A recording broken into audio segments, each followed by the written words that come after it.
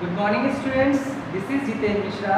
Today I will explain chapter 4 use of has, have, had in English translation verb.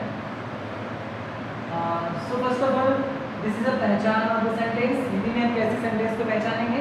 इसमें number 1, अब वाक्य में subject means कर्ता का किसी वस्तु या व्यक्ति पर अधिकार प्रकट हो या सब्जेक्ट के पास किसी वस्तु का होना या न होना पाया जाए तब सब्जेक्ट के बाद हैज, हैव, हैड आदि का प्रयोग करते हैं।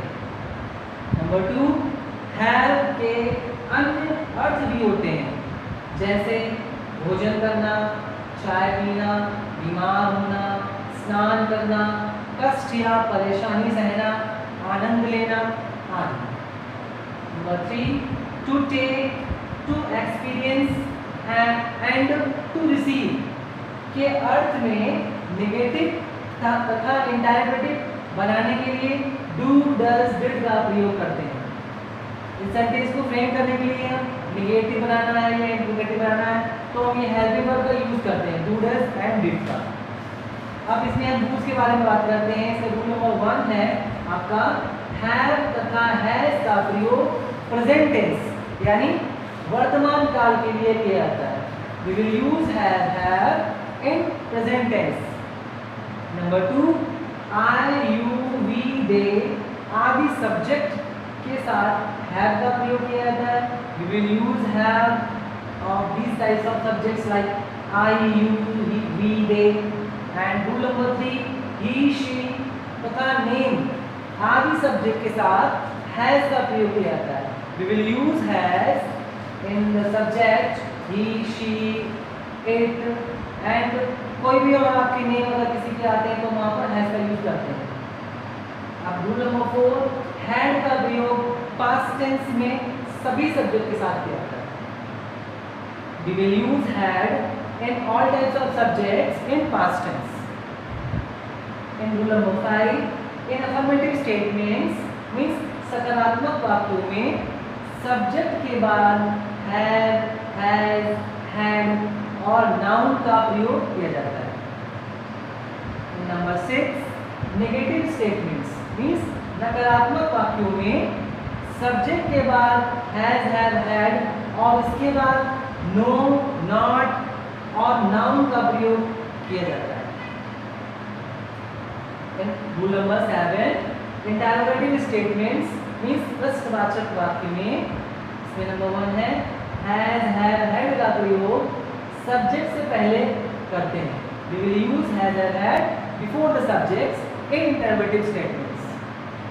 Number 2, why, what, who, where, etc. आदि इंटरोगेटिव वर्ड्स का प्रयोग हम has, have, had से भी पहले करते हैं। We will use like these types of question words before the helping verb has, have, had in interrogative statements. Number 3, negative questions. Negative question में सब्जेक्ट के बाद no, not और noun का प्रयोग किया जाता है। We will use no, not after the subject in negative question sentences. Number 4, प्रत्येक प्रश्नवाचक वाक्य के अंत में प्रश्न सूचक चिन्ह का प्रयोग किया जाता है। Means we will put question mark at the end of the every interrogative sentences. Number 8, इस प्रकार के वाक्यों में कुछ या कोई के लिए अफर्मेटिव स्टेटमेंट्स में प्रायः सम का प्रयोग किया जाता है, लेकिन नेगेटिव स्टेटमेंट्स और इंट्रोगेटिव में प्रायः एनी का प्रयोग किया जाता है। सो यहाँ पर कुछ एग्जाम्पल्स दिए गए हैं। इसमें आपका अफर्मेटिव स्टेटमेंट्स में है सकारात्मक वाक्यों में। नंबर 1, मेरे पास एक तलवार थी means I had a sword. This is the past tense, so we will use had instead of has, had. मेरे पास एक तलवार थी means I had a sword. Arpit की 2 बहनें हैं, this is the present tense. Arpit has 2 sisters means यहाँ पर हम हैज का यूज करेंगे क्योंकि अर्पित हमारा ये सिंगुलर सब्जेक्ट है और ये टेंस आपका है प्रेजेंट टेंस, तो हम यहाँ पर हैज का यूज करेंगे। अर्पित हैज 2 सिस्टर्स मीन्स अर्पित की 2 बहनें हैं। नंबर 3, मेरे पिताजी के पास यह गाड़ी है, means my father has this car. This is also a present form of the sentence. Number 4, कुत्ते की 4 टांगें होती हैं, means a dog has 4 legs। अब हम नेगेटिव स्टेटमेंट मीन्स नकारात्मक वाक्यों की बात करेंगे। इसमें सेंटेंस नंबर 1, उसके पास शहद नहीं था, means he had no honey। उसके पास शहद नहीं था। सेकेंड सेंटेंस, सिया के पास एक तेज चाकू नहीं है, means Siya has not a sharp knife. Sentence third, मेरे पास खाली समय नहीं था, means I had no spare time। This is a past form, so I will use had instead of has had। I had no spare time, मेरे पास खाली समय नहीं था। अब हम इंटररोगेटिव स्टेटमेंट्स की बात करते हैं, प्रश्नवाचक वाक्यों की बात करते हैं। इसमें आपका पहला सेंटेंस है, क्या तुम्हारे पास एक जोड़ी जूते थे, means had you a pair of shoes। Next, क्या उसके पास 2 गेंदें हैं, means have they 2 balls। Sentence third, तुम्हारे पास पेन ड्राइव क्यों नहीं है, means why have you not a pen drive. Means तुम्हारे पास एक पेन ड्राइव क्यों नहीं है, why have you not a pen drive. So students, इसमें आपकी कुछ एक्सरसाइज हैं जो आपको बुक और कॉपी दोनों में करनी है। इसमें आपकी पहली एक्सरसाइज का पहला सेंटेंस है, उसके पास कुछ किताबें हैं, मीन्स उसके पास कुछ किताबें हैं। He has some books। Next, उसे बुखार है, means he has fever। Third, मेरे चाचा जी की 2 दुकानें हैं, means my uncle has 2 shops। Next, उसके 3 बच्चे नहीं हैं, means he has not 3 children। Number 5, उसके पास एक बड़ा मकान है, he has a big house। Next, बच्चों के पास बहुत से खिलौने थे, children had many toys। 7, Manju के पास एक बस्ता नहीं था, means Manju had not a bag। क्या कविता के पास कुछ स्याही है, has Kavita some ink। Sentence number 9, क्या गधे के सींग होते हैं, means have the donkeys horns। have the donkeys horns। Sentence number 10, कुत्ते की पूंछ छोटी होती है, means the dog has a small tail। Word पर इसमें आपके किताबें मीन्स बुक्स, मकान मीन्स हाउस, स्याही मीन्स इंक, बुखार मीन्स फीवर, खिलौने मीन्स टॉयज, सींग मीन्स हॉर्न्स, दुकान मीन्स शॉप, बस्ता मीन्स बैग एंड पूंछ मीन्स टेल। नेक्स्ट एक्सरसाइज, पहला सेंटेंस, क्या आपके पास कुछ पानी है, do you have some water.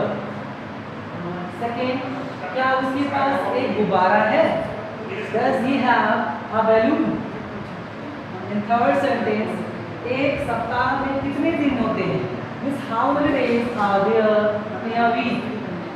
Sentence number 4, क्या राधा के बाल लंबे हैं, इज राधाज हेयर लॉन्ग। उसके पास एक तोता है, means he has a parrot. क्या भिखारी के पास धन था, had the beggar money। Next, उसे जुकाम है, he has cold। तुम्हारे पास कमीज नहीं है, means you don't have shirt। हमारे पास एक नई कलम नहीं है, means we don't have a new pen। Sentence 10, क्या तुम्हारे पास एक बंदूक है, do you have a gun। इसमें वर्ड वाइज है, गुब्बारा मीन्स बैलून, कलम मीन्स पेन, सप्ताह मीन्स वीक, बंदूक मीन्स गन, भिखारी means bagger and parrot means तोता। नेक्स्ट, ये आपकी रिवीजन एक्सरसाइज है। इसमें नंबर 1 है, बच्चे कक्षा में नहीं हैं, means there were not children in the class। there were many children in the class. क्या मैं बुद्धिमान नहीं हूँ? Means am I not a wise? मेरी किताबें बस्ते में हैं. Means I have my books in my bag. क्या रमन एक चालाक लड़का है? Is Raman a clever boy? Number 5. गाय की कितनी टांगें होती हैं? Means how many legs do the cow have? हमारे घर में 5 कमरे हैं. Means there are 5 rooms at my house. Next, film में कोई कहानी नहीं थी. Means there was not any story in the movie. तुम कल अनुपस्थित क्यों थे? Why were you absent yesterday? 9. क्या स्नेहा के पास 50 रुपए का एक नोट है? Does Sneha have a 50 rupee note? Number 10. क्या अकबर का राज्य बड़ा था? Was the kingdom of Akbar big? Word wise, बुद्धिमान means intelligent, कहानी means story, किताबें means books, अनुपस्थित means absent, चालाक means clever, राज्य means kingdom, कहानी means life. So students, this is a chapter 4, and if you have any doubt, then you will ask me in my English WhatsApp group. Thank you.